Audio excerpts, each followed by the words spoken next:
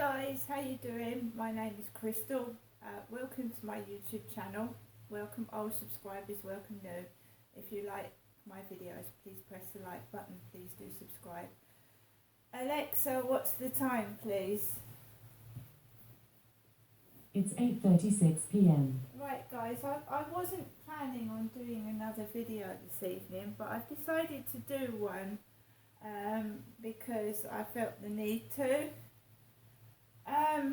So basically about 10 to 7 I took Max out for a walk. That's what I normally do every day between 10 to 7 and 7:30. I felt completely fine. I didn't feel ill, I didn't feel dizzy, I was happy. I didn't feel like it was hot in here. It felt very, very cool. I had the fan on. I had no feelings that I was sweating or that I felt faint at all. I'd been in my flat since about 2:45 this afternoon. I didn't feel ill. I didn't feel dizzy. I didn't feel faint. I felt completely fine. I'd cooked myself some chicken soup, and you know how you break the bread up, put it in the soup. I'd had that for lunch. I'd had a yoghurt, a toffee cheesecake yoghurt, and I was feeling fine. So 10 to 7, I left the flat in my ripped, cut off jean shorts and this top, and like I said, I didn't feel ill, didn't feel dizzy, I didn't feel overheated. I walked down the stairs, took Max out, I think it was the front, and I just walked straight onto the field, and it was completely empty. There was no one on there at all. So I managed to do a TikTok video of the sunset. I did a nice video of walking around the field, and I was fine. It wasn't busy, it was quiet. I may have dilly-dallied about a bit longer because Max kept holding me up. He kept sniffing every bush and every flower that we seemed to come across. And I got bitten by a flying insect when I was by the Mercedes-Benz building, and I couldn't get its teeth out of my leg. So maybe it does say that those bites get very hot. So maybe that made me feel dizzy and unwell. I got bitten by the Mercedes-Benz building. A female gnat bit me on my left leg, and I couldn't get it off. So I had to whack it off. And I've got a raised lump on my left leg. So to my knowledge, that's the only one that bit me. That's the only one I saw on my skin anyway. So I walked around the field. Then there was a male jogger, dark t-shirt, dark shorts, balding hair, balding black hair, and he was jogging past me, and I just let him go past, and I still felt okay. Got towards the end of the path, right opposite the co-op, and it starts to get busy, starts to get full of people. So there's a blonde young person with earphones. They go onto the field. Behind them is the guy with the dog called Luna, the black dog, and he's got like 3 or 4 people with him, and I hear him call Luna. And then I look over towards the co-op, and there's Charlie. You know, the guy I was talking about this morning. There was Charlie in his bucket hat, stood outside the co-op with Samir, his white dog. And Samir was howling. Oh! Oh! The dog was literally howling. It was howling. And the times that I had met Samir on the field, I'd never heard the dog howl. He like speaks, but this was howling. I didn't go over. Samir isn't my dog. I've got my cat's come back, fortunately, and it went missing for 3 weeks, and I'm trying to build my cat up. I'm not getting involved. I do tend to feel sorry for people and try to help them out. The thing is, right, he has a female friend, Charlie does. He lives with a female friend. She's got long dark hair, and she went into the co-op and left Charlie outside. Charlie was outside with the dog, and his girlfriend went into the co-op and left him outside, and she turned round. I don't know if she saw me or she didn't, but I mean, if you've got money to go into the co-op, right, and I know that she's living in an expensive apartment, the rent's costly, then if that dog to me sounded like it was in pain, but I'm not making aspersions. I don't know, it was howling.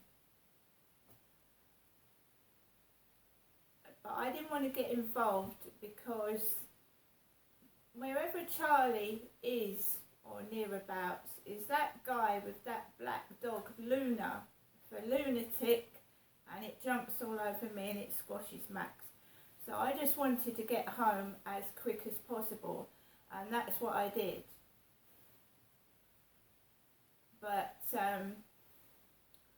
I've never seen those two around that co-op the time that I take Max out for a walk in the evening. I've never seen them there until today, this evening.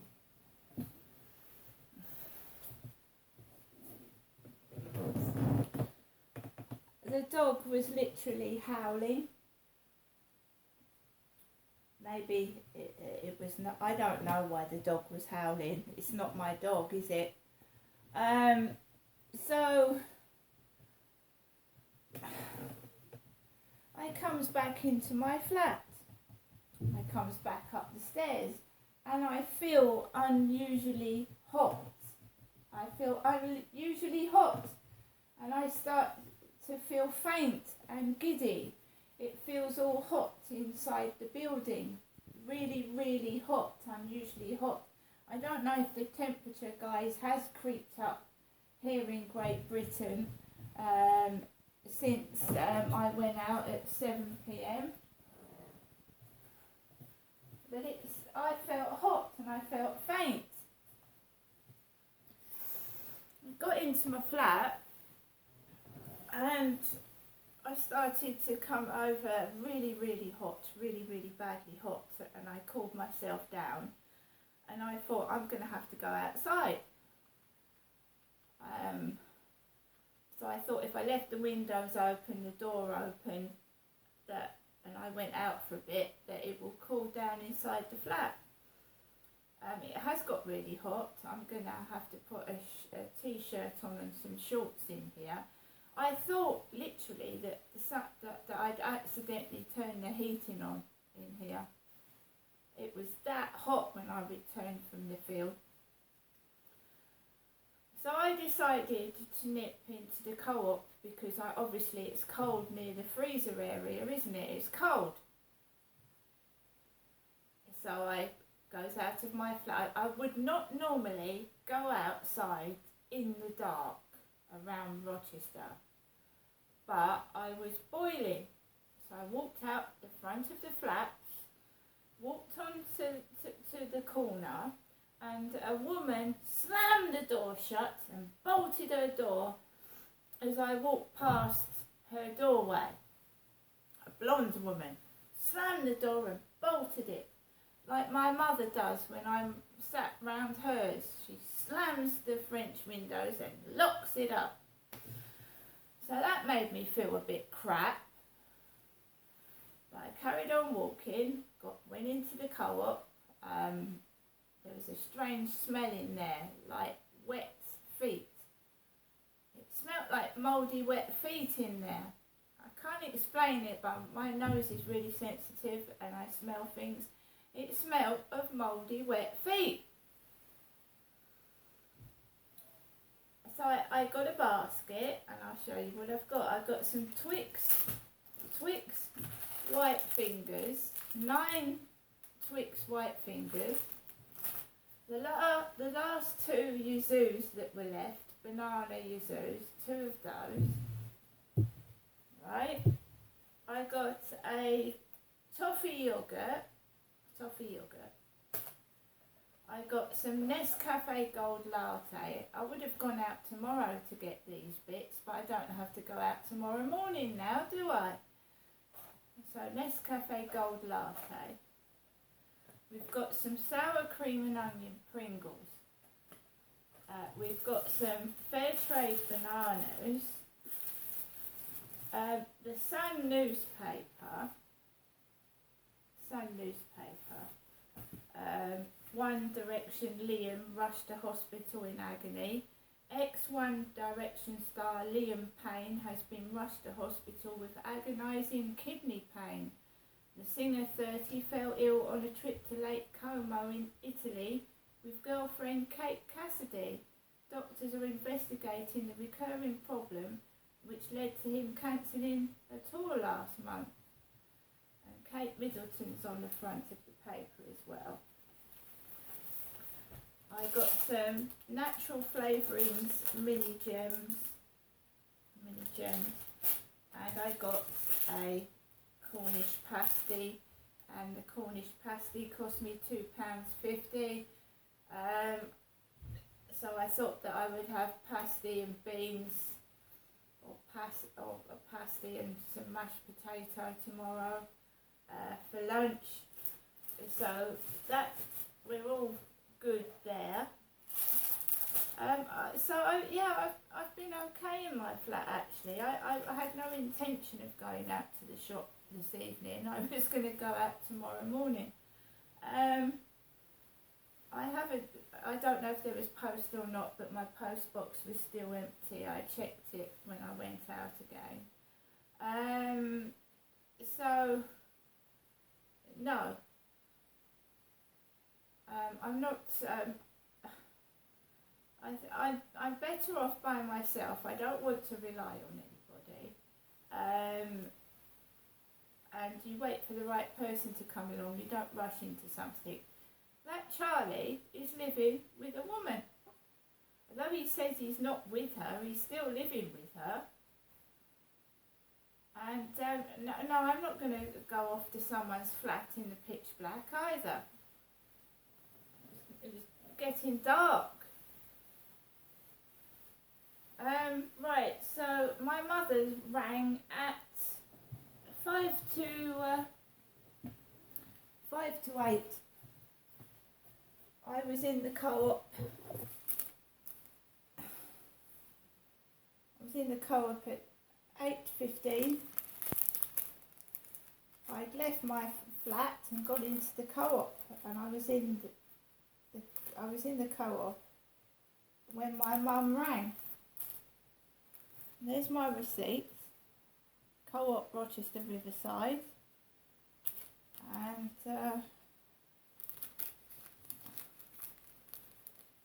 13th of September at 8:15. The day's not been that bad. It hasn't, to be fair. It's been quite normal and quite pleasant. And I'm ignoring people acting like I'm a criminal. I'm not a criminal.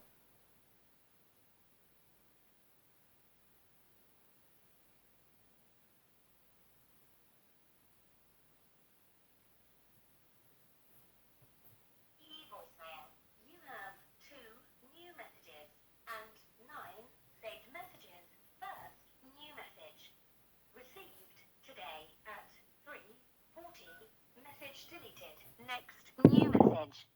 Received today at 7:55 p.m. Good, good evening, Janessa. This is your mother, Jennifer, speaking from my landline phone to you, Janessa. Wishing you good night. God bless. I'll phone you tomorrow. Bye for now. Keep it up, the good work. Well, that was a bit weird, wasn't it? Did you hear that filthy laugh my mother just made? Keep up the good work. I haven't done anything bad. I don't do bad things. Sound like a witch. Keep up the good work. Didn't it? Only joking. So my mum called me while I was in the co-op. I have not done anything bad at all.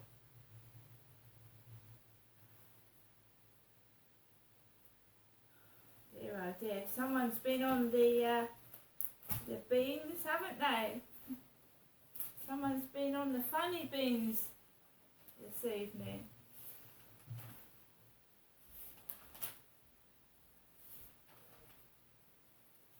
I've never known my mum drink, but I wouldn't be surprised if she'd had a half a pint of beer or something.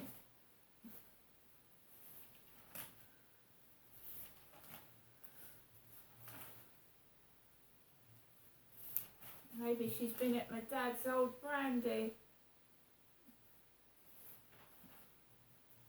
Right guys, I'm just looking through the newspaper. I just can't get over that laugh. Keep up the good work. Yeah, well, you can see who's the adult and who's the child, can't you?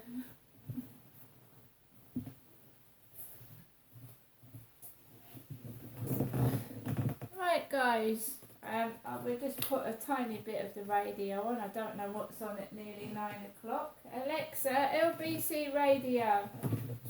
LBC London from Global Player. So it's basically, no, but I'm saying it's the way that we have the conversation. I think it's this whole, and this is what I meant by the white male privilege kind of conversation, is the fact that I'm really not interested in this idea of the fact that I'm going to not work and just protest every single day, rather than really listening and actually engaging people who are consuming meat, who consume because of poverty and things. Is it a fair criticism, do you think, that sometimes people on the sort of environmentalist side of the debate are often a bit too preachy, and it's sort of, well, we know best, you little people, you should do what we say because we know better than you, rather than trying to take people along with them? It gets a bit too preachy. Yeah, I mean, look, there are stereotypes all around us, aren't there? You mentioned a couple there, talking about people gluing themselves to things, you know, and you talk about preaching environmentalists, but not all environmentalists are preaching. If you just strip away all of that stuff and you look at the science and the facts, like if you do with the climate crisis, it's undeniable, it's unarguable. We eat more meat and animal products now than we ever did by a vast amount, and it is depleting the world of wildlife, it is driving the climate crisis, and it is driving the human health crisis that we're facing. And that's unarguable. Strip away the preaching and just look at the facts. Right, I'm going to suggest that we move on to another question, and I think it's kind of all been said by our two No, I colleagues don't think here. it has. Well, I do, and I'm in charge. Freedom and choice. I do, and I'm in bringing charge. people with So them. One man's need is every let's go on to Sean in concert. Hello, Sean. How are you doing, Lyle? How you doing, everybody? I tell you what it is, hey, right? You're talking about bacon, right? We've got more things to worry about, right, in this country, right? North Korea is now backing Russia. Are we got to be worried, this country and the West? That's more important than talking about blinking bacon. Do you know that? Okay, well, that's why we've got you on the programme, Sean. Should we be worried about a North Korea-Russia alliance? Now, Kim Jong-un has met with Vladimir Putin in the past few hours, and it's believed Russia is keen to buy artillery shells from North Korea to then use in Ukraine. Barry? Yes, we should. Look, there are more things to worry about in the world than bacon. I would certainly say that when you have Vladimir Putin cozying up to someone like President Kim Jong Il. That is Decades out of sorry, date. yeah, that was his dad. Sorry, that was that is a dangerous situation to be in, because we've seen what North Korea have done only in the very recent past in terms of the missiles that they've fired, and so of course we should be worried about that. On the bacon thing, I think what Nimco was saying is, look, most people in the world don't have the chance to eat bacon. Yeah. Most people in the world, or a great many of them, billions of them, are living on less than $2 a day, and actually they get most of their GDP from their environment. And that is why the environmental destruction that is going on is so important. And that's why, I'm delighted that there are people in Extinction Rebellion and other places who are really concerned about this. And I don't mind that they take themselves or glue themselves to places. The suffragettes did that. The suffragettes chained themselves to railings. Suffragettes were fighting for a completely different thing. Can we get back to the subject? It was a different thing, but it's about legitimate protest. Yeah, we're on North Korea and Russia at the moment, not the suffragettes. There's no legitimate protest. I'd die to imagine the climate crisis. No, those people that live on. We've only got a couple of minutes They're on the front line. Then we've got a couple of minutes left. Vicky. I think we should be very worried about this. I'm sure I wasn't the only person who was looking at Google Maps yesterday morning and saying, where is the border between North Korea and Russia, and the fact there is the physical. You're a former foreign officer. Yeah, exactly. And I didn't cover that part of the world, but look, they are neighbours in a weird bit of geography, and they're now neighbours potentially in this very evil alliance. Surely this indicates how desperate Putin is, that he has to go to Kim Jong-un for shells. It does. He goes going to North Korea for shells, going to Iran, another evil nation, for their drones, which have caused so Evil much damage. government, not evil nation. Sorry, evil government, regime, I should have said. Not evil people at all. They've been deeply persecuted, especially the women again. But it's another reason why it is so important that the UK keeps standing up for freedom against oppression. And we do need to keep reminding people that we are a country that stands up for freedom. That's why we're standing up for the people in Ukraine. We need to work with other freedom-loving democracies and freedom-loving people. And that is why we should be very wary of telling people what to do. We need to do a journey towards changing the way we live to the environment, but we need to do that in a way that brings people with We us tell North Korea what to and do. not others. We tell lots of countries what to do. So, bacon will kill you first is my answer. Oh my God, Right. he's obsessed. What did you say? Bacon will kill you first. It won't be Kim Jong-un's missiles that kill us or harm us. It'll be bacon. Carry on eating I bacon. think the nuclear program in North Korea is very scary. They already have This is what I mean by They already have this it. illusion No, they of people that are in environmental kind of sectors. They have no idea what's going on in the rest of the world. And it's very much narrowly focused on the fact that bacon is more dangerous than the North Koreans. I think we should be worried, and I think this is a conversation. That's a light-hearted comment, and you shouldn't assume that I don't know what's happening in the. No, but I'm also, but the whole point is that you're saying that bacon's going to kill us before nuclear It was weapons. a light-hearted comment. I know, well, it's not a light-hearted Well, let's have a light-hearted comment Civil War. for our final fun text question of the week. It's from Sarah in Lincoln. American newspaper USA Today is currently hiring a Taylor Swift reporter whose job will be to follow what she's up to and her cultural impact. If you could have a similar job following one particular public figure, who would it be? It's basically asking who you want to stalk, I think. Barry. I'd want to do it probably starting about 50 years ago, but I'd want to do it with David Attenborough. Oh, Ooh, good That's a answer. very worthy answer. You'd go to all No, great places. I just think it would be to follow that man's life and the way in which he has changed our perception, not just of our planet and biodiversity, but of who we are and what our place is in the And great Dale is now universe. thinking, why didn't I think of that? It's too early. It's on their style. Go on. Kim Jong-un. Oh, no, that would be fascinating. I've always wanted to go to North Korea. Okay. I think Winnie Mandela. I think there's a lot of women. Yeah, there's a lot of women who are misrepresented by, by history, and I'd love to see what her kind of role was in terms of the freedom fighting that she did for the African nations. Well, that was one I wasn't expecting. Vicky? So I'm going to feel so. I would like to go and follow the Princess of Wales, actually.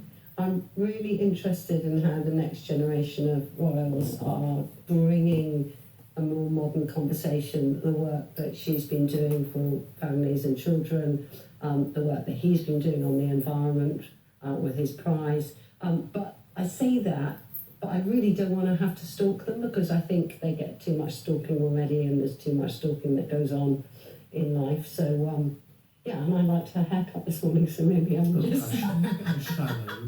I'm just very shallow, but I just think it's a really, Okay, well, thank you to all of you, Barry Gardner, Vicky Ford, Nimka Ali, and Dale Vince. Thanks. Right, guys.